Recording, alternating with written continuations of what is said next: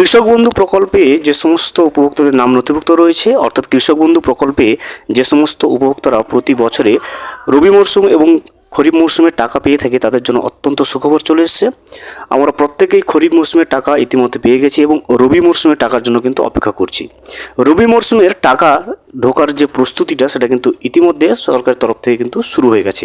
আজকের এই ভিডিওতে আমরা প্রমাণস্বরূপ দেখে নেব যে রবি মরশুমের টাকা ঢোকার পদ্ধতি কিন্তু ইতিমধ্যে রাজ্য সরকারের তরফ থেকে শুরু করে দেওয়া হয়েছে।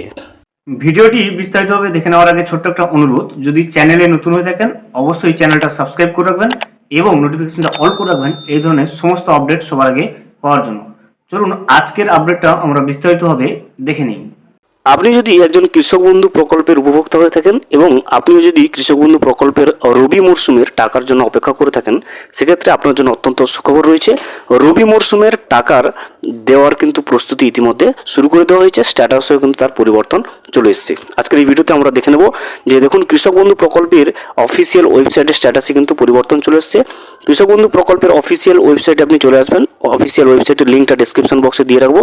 এখান থেকে দেখুন kৃষকবন্ধু.wb.gov.in, এই লিঙ্কে আসার পরে কিন্তু নিচের দিকে স্ক্রল করবেন। স্ক্রল করলে আপনি দেখতে পাবেন নথিভুক্ত কৃষকের তথ্য একটা অপশন রয়েছে। এই নথিভুক্ত কৃষকের তথ্যের উপর আপনাকে একবার ক্লিক করে নিতে হবে। নথিভুক্ত কৃষকের তথ্যের উপরে ক্লিক করলে আপনার সামনে কিন্তু এইভাবে ইন্টারফেস চলে আসবে। এখানে প্রথমে আপনি দেখতে পাবেন, দেখুন সিলেক্ট অপশন রয়েছে এবং তার মাঝে কিন্তু সিলেক্ট অপশন পাবেন। এই সিলেক্ট অপশনের উপরে ক্লিক করবেন, করলে কিন্তু দেখবেন voter card, Aadhaar card, bank account number, KBID, mobile number, acknowledgement number, এগুলোর যে কোনো একটা দিয়ে কিন্তু কৃষক বন্ধু প্রকল্পের রবি মরশুমের পেমেন্টের স্ট্যাটাসটা আপনি চেক করতে পারবেন। আমরা ভোটার কার্ড সিলেক্ট করলাম। সিলেক্ট করার পরে কিন্তু এখানে নিচে আরেকটা অপশন দেখবেন, আইডি কার্ড নাম্বার, অর্থাৎ যে আইডি কার্ডটা আপনি সিলেক্ট করবেন সেই আইডি কার্ড নম্বরটা কিন্তু আপনাকে এখানে দিতে হবে। এই জায়গাতে আমরা যেহেতু ভোটার কার্ড সিলেক্ট করছি, সেক্ষেত্রে কিন্তু ভোটার কার্ড নাম্বারটা বসাবো এবং তারপরেই দেখবেন I am not A robot রয়েছে, এখানে একটা কিন্তু টিকমার্ক করতে হবে। টিকমার্ক করার পরে নিচে সার্চ অপশন রয়েছে, সার্চ অপশনের উপরে কিন্তু আমরা ক্লিক করে নেব। আমরা প্রথমে ভোটার কার্ড সিলেক্ট করেছি যেহেতু, সেক্ষেত্রে ভোটার কার্ডের নাম্বারটা বসিয়ে আই এম নট এ রোবটে ক্লিক করে সার্চ অপশনের উপরে কিন্তু ক্লিক করে নেব। ভোটার কার্ড নম্বর এবং I am not A robot, তারপরে সার্চ অপশনের উপরে ক্লিক করলে ওই কৃষকের সমস্ত ডিটেলস কিন্তু কৃষক বন্ধু প্রকল্পে শো করবে। আমি কিন্তু পার্সোনাল সিকিউরিটি পারপাসের জন্য কিন্তু সমস্ত কিছু ব্লার করে রাখবো। প্রথমে এখান থেকে দেখবেন একেডি আইডি দেওয়া থাকবে, এরপরে কেবি আইডি অর্থাৎ কৃষক বন্ধু আইডি, তারপরে কিন্তু ভোটার কার্ড দেওয়া থাকবে এবং আধার নম্বর এখানে দেওয়া থাকবে। তারপরে ফার্মার নেম অর্থাৎ কৃষকের নাম এবং ডিস্ট্রিক্ট নেম, ওই কৃষক কোন জেলার অন্তর্ভুক্ত সেখানকার নাম থাকবে। এরপরে ব্লকের নাম থাকবে, তারপরে গ্রাম পঞ্চায়েতের নাম থাকবে এখানে, এরপরে গ্রামের নাম থাকবে, এরপরে ওই কত জমি টোটাল রয়েছে ওই কৃষকের নামে সেই জমির পরিমাণটা লেখা থাকবে এবং এখানে দেখবেন স্ট্যাটাসটা কিন্তু অ্যাপ্রুভ থাকবে। এবং সবচেয়ে গুরুত্বপূর্ণ যে আপডেটটা চলেছে, দেখুন ট্রানজ্যাকশন স্ট্যাটাসের ঘরটা কিন্তু অলরেডি ফাঁকা হয়ে গেছে। অর্থাৎ আগে এই ট্রানজ্যাকশন স্ট্যাটাসের ঘরে ট্রানজ্যাকশন সাকসেস লেখা থাকতো, এখন কিন্তু সেটা পরিবর্তন হয়ে ট্রানজ্যাকশন যে স্ট্যাটাসটা সেটা কিন্তু ফাঁকা হয়ে গেছে।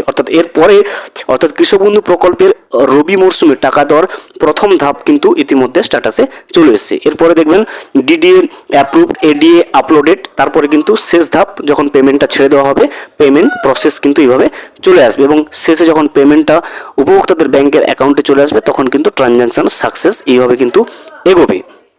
এখন প্রশ্ন হচ্ছে, যেহেতু কৃষক বন্ধু প্রকল্পের যে স্ট্যাটাসে ঘরটা ফাঁকা হয়ে গেছে, সেক্ষেত্রে কিন্তু কৃষক বন্ধু প্রকল্পের রবি মরশুমের টাকা দেওয়ার যে প্রথম ধাপটা সেটা কিন্তু স্ট্যাটাসে চলে এসেছে।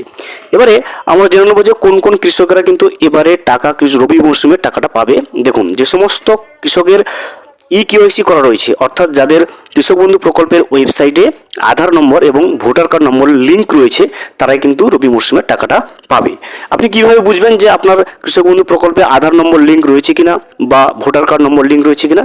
সেক্ষেত্রে কিন্তু এখানে দেখবেন ভোটার কার্ড নাম্বারটা এখানে বসানো থাকবে এবং আধার নম্বরটাও কিন্তু এভাবে এখানে বসানো থাকবে। তাহলে বুঝবেন যে আপনার কৃষক বন্ধু প্রকল্পে ইকেওয়াইসির কাজটা কিন্তু সম্পূর্ণভাবে কমপ্লিট করা রয়েছে এবং আপনি কিন্তু কৃষক বন্ধু প্রকল্পের রবি মরশুমে টাকাটা পাচ্ছেন।